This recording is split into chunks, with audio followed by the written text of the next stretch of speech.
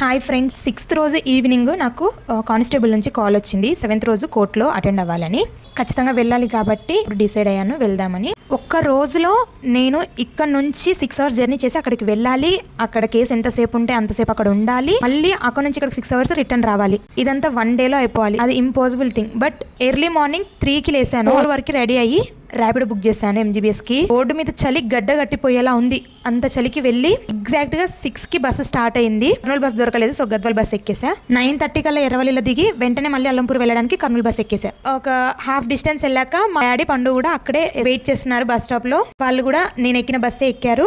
అందరం కలిసి Allampur X road దగ్గర దిగాము. అక్కడ నుంచి ఆటో తీసుకొని అల్లంపూర్ లోపలికి వెళ్ళాలి. 1 hour పడుతుంది.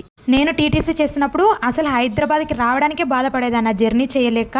పొద్దున ఎప్పుడో బయలుదేరితే రాత్రి అయ్యేది నేను హాస్టల్కి వెళ్ళేసరికి. అలాంటిది ఒక్క రోజులో నేను ఒక స్టేట్ మొత్తం దాటేసి అక్కడ పని చేసుకొని మళ్ళీ అదే రోజులో రిటర్న్ వచ్చానంటే అసలు నాకు నేనేనా అని నమ్మబుద్ధి అవ్వట్లేదు.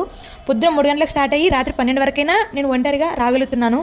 ఆ ధైర్యం వచ్చేసింది నాకు. పోనీలే, ఇలాంటి దెబ్బల వల్ల కనీసం ఒకరిని బ్రతకగలను అనే ధైర్యం వచ్చింది. జీవితంలో ఎందుకు పనికిరాని మనుషులని పెళ్లి చేసుకోవడం వల్ల ఎప్పుడూ పడని కష్టాలు, ఎప్పుడూ అనుభవించినవన్నీ అనుభవించాల్సి వస్తుంటుంది. దాని బదులు బెటర్ ఎవరైనా మంచి అబ్బాయి కాదన్నప్పుడు పెళ్లి చేసుకోకపోవడమే మంచిది నా సజెషన్.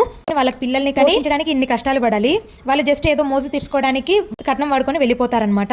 నేను సంక్రాంతికి ఒక 4 రోజులు లీవ్ పెట్టి ఇంటికి వెళ్దాం అనుకున్నా. కానీ ఈ అన్ప్లాన్డ్ లీవ్ వలన ఒక రోజుకి నాకు 2 days శాలరీ బొక్క. పెళ్లి చేసుకోవడం వల్ల నాకు జీవితం బొక్క, డబ్బులు బొక్క, అందులో ఇది ఒక బొక్క. మా అమ్మ నా కోసం మేము రొట్టె తినమని రొట్టెలు చేసి చిక్కుడే కర్రీ చేసి పంపించింది. 11కి అలా తిన్నాను అనుకుంటా. కొంచెం మా పండగకి 2 జతల షూస్ బట్టలు అడిగాడు. వాళ్ళు సడన్ గా రమ్మనేసరికి ఇంకా ముందు రోజే షాపింగ్కి వెళ్ళేసి అన్నీ తీసుకున్నాను. సంక్రాంతికి మంచి డ్రెస్, శారీ తీసుకుందాం అనుకున్నా. బట్ కొన్ని పర్సనల్ ఎక్స్పెన్సెస్ వల్ల ఇంకా శాలరీ సరిపోలేదు. పండుగకే తీసుకున్నా. ఇంకా అదే నా హ్యాపీనెస్. 10:30 వరకు కోర్టుకి వెళ్తే కేసు అయిపోయేసరికి 2 o'clock అయింది. తర్వాత టెంపుల్కి వెళ్ళేసి దర్శనం చేసుకుని రిటర్న్ వచ్చేసి సార్కి చెప్పేసి ఎక్కాము. అక్కడ నుంచి అల్లంపూర్ ఎక్స్ రోడ్కి వచ్చాక 1/2 hour వెయిట్ చేస్తే హైదరాబాద్ బస్ వచ్చింది. అందరం ఎక్కేసాము. మా డాడీ పండు ఎర్రవల్లిలో దిగిపోయారు.